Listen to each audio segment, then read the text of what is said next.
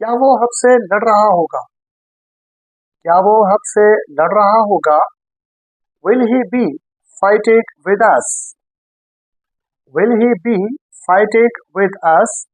इस जुमले में हमारा हेल्पिंग वर्ब विल है जो हमने शुरू में रखा है। ये हमारा सब्जेक्ट है। बी बकाया हेल्पिंग वर्ब है। फाइट वर्ब था, उसके साथ हमने आईएनजी का इजाफा किया है और अस इस जुमले में ऑब्जेक्ट है। क्या मैं उसको पढ़ा रहा होगा? क्या मैं उसको पढ़ा रहा होगा? Shall I be teaching to him? Shall I be teaching to him? इस जुमले में हमारा हेल्पिंग वर्ब shall है जो कि हमने शुरू में रख दिया है इंट्रोगेटिव की वजह से। shall आया इसलिए है क्योंकि हमारा सब्जेक्ट आए है। बी बकाया हेल्पिंग वर्ब है। टीच वर्ब था जिसके साथ हमने आईएनजी का इजाफा कर दिया है और हिम इस जुमले में ऑब्जेक्ट है। Welcome to 50 day tenses course. आज की वीडियो में हम 24वां दिन डिस्कस करेंगे और आज 24वें दिन में हम फ्यूचर कंटिन्यूअस टेंस के इंट्रोगेटिव सेंटेंसेस को डिस्कस करेंगे।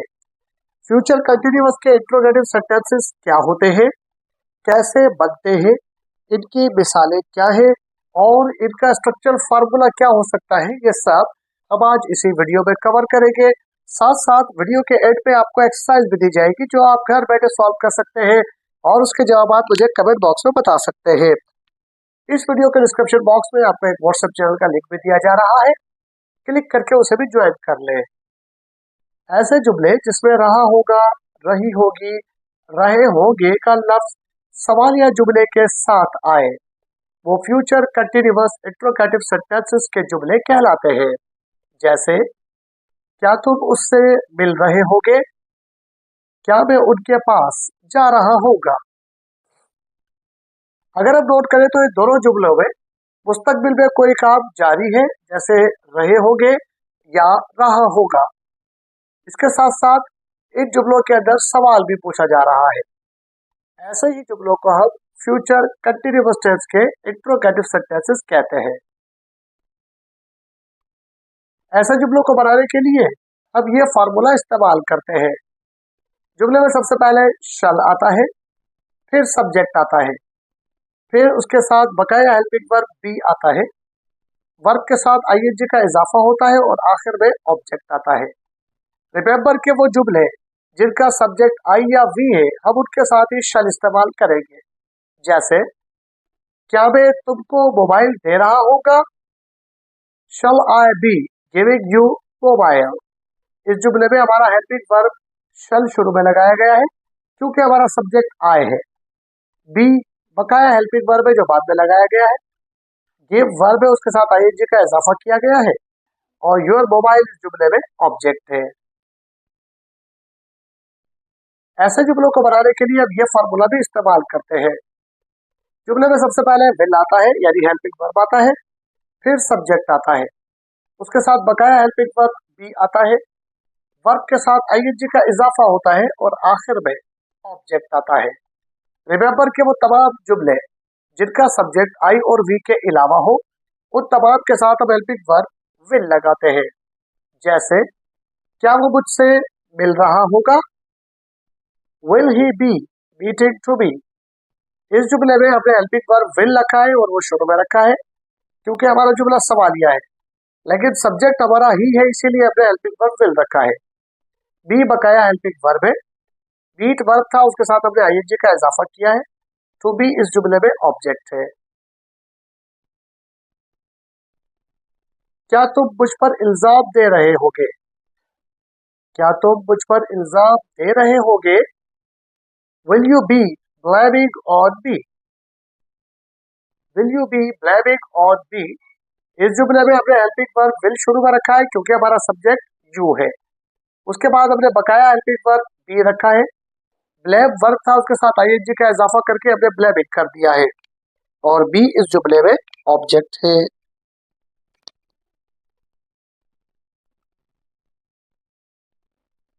क्या वो ये टेस्ट पास कर रहा होगा? क्या वो ये टेस्ट पास कर रहा होगा? Will he be passing this test? Will he be passing this test? इस जुमले में हमारा हेल्पिंग वर्ब विल शुरू में आया है क्योंकि हमारा सब्जेक्ट ही है। उसके बाद हमने बकाया हेल्पिंग वर्ब बी रखा है। पास हमारा वर्ब था जिसको हमने आईएनजी के साथ कंटिन्यू कर दिया है और दिस टेस्ट इस जुमले में ऑब्जेक्ट है। क्या वो मेरे लिए गाना गा रहा होगा? क्या वो मेरे लिए गाना गा रहा होगा? Will he be singing a song for me? Will he be singing a song for me?